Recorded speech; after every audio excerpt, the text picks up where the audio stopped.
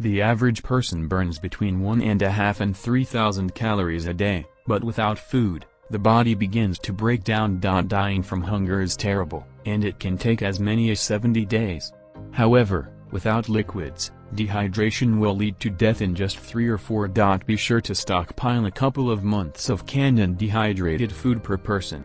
Military rations pack a ton of calories and have a shelf life of up to 5 years, so get some if you can. You'll need enough water for at least 2 weeks, but preferably 4. Half a gallon a day for one person is about right. If you run out of the fresh stuff, you can disinfect water from a questionable source by boiling it or adding a touch of iodine or bleach. There's also a great invention called the life straw, which you can use to drink water directly from a contaminated source. The straw filters water as it passes through. I recommend getting several and keeping them on hand.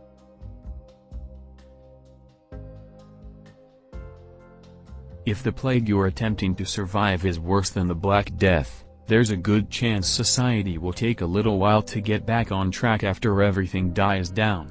After all, if history's taught us anything, it's that anyone can succumb to illness, including monarchs, presidents, dictators, and the guy who rings you up at the supermarket. If a big portion of the population dies off quickly, you're going to have to fend for yourself, and that means you're going to need some tools. Imagine looking for food, but all you find are locked and empty houses. If you've got a crowbar, you have nothing to worry about. And there's nothing wrong with breaking into an abandoned home while trying to survive an apocalypse. You'll also need to have a standard set of tools in a toolbox. Most importantly, it should include a hammer, screwdriver set, a wrench, and a multi-tool. Survivalists are well known for stockpiling guns and ammo, and not just for hunting. If the worst happens, and enough people die, society will crumble and collapse. After that happens, life will look a lot like a post-apocalyptic movie, and you're going to need to fend for yourself. As soon as zombies start walking about, they'll kill you and your whole family for a hearty meal and a safe place to stay. Your best defense is a good offense, and that means you'll need weapons. Shotguns are great at hunting birds, but they're also ideal for close-quarters combat. A rifle is needed for hunting bigger animals, so get one with a good scope.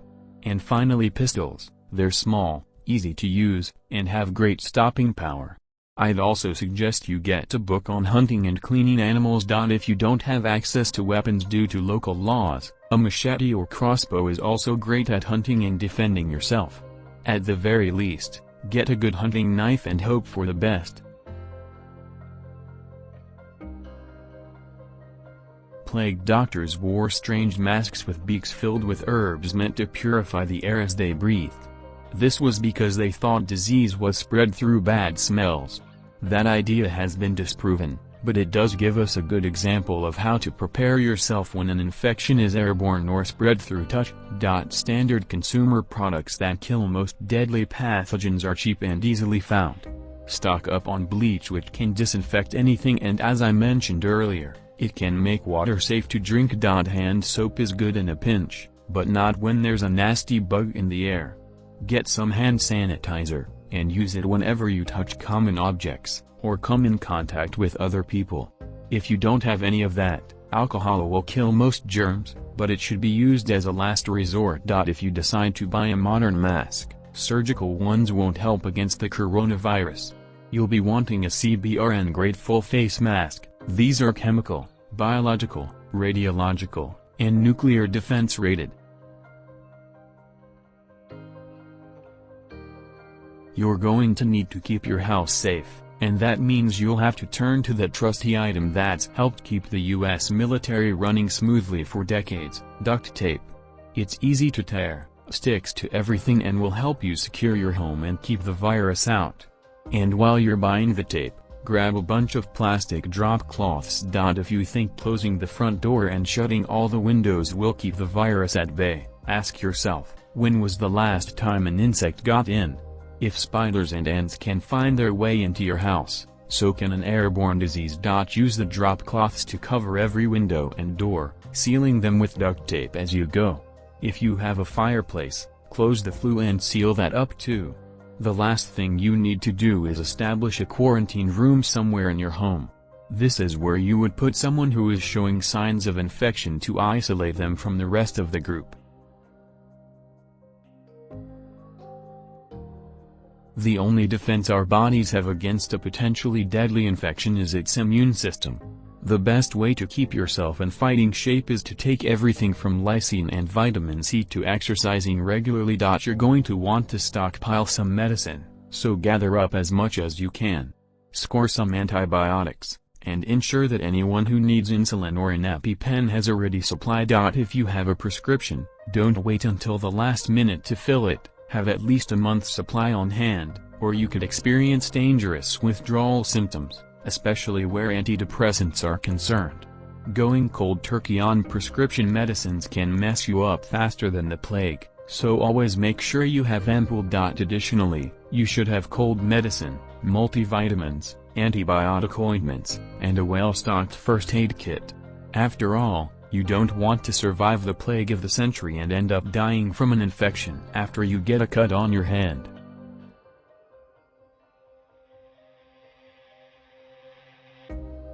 One of the earliest things a government will do when there's an outbreak is to quarantine the infected areas.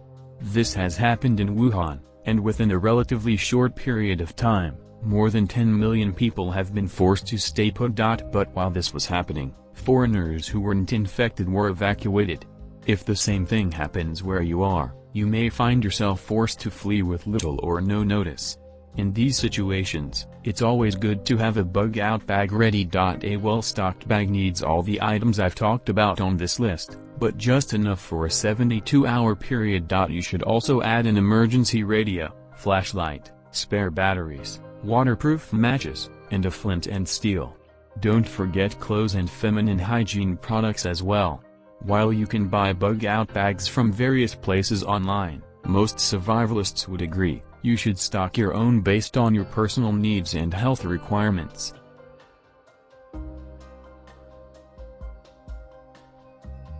If the outbreak wipes out a large portion of the local population, the survivors will be left to pick up the pieces. All of that precious cash you got out of the bank may not be much good in the aftermath. You're going to need to tap into history and learn the benefits of a barter economy.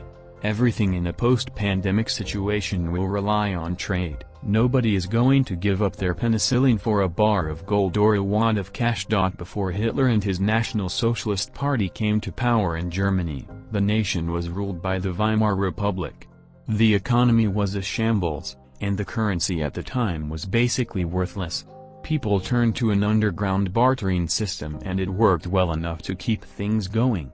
The same is true right now in modern-day Venezuela. The best way you can prepare for this is to stock up on a lot of commonly needed items. This could be antiseptic ointment, face masks, other types of medicine, or anything else people will need to survive a plague of epic proportions. And don't forget, basics such as toilet paper will be in high demand.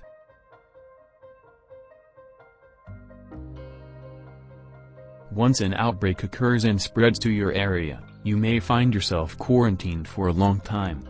If the power has gone out, you can forget about watching The Mandalorian or playing Fortnite. But that doesn't mean you have to let boredom be your downfall. Even if the power's gone out, there's still a lot you can do to stay sane when the social influencer in your group realizes that Instagram's gone and he needs some attention. Make sure you have lots of books to read. Get a variety of entertaining titles, but you should also keep some survivalist manuals on hand as well.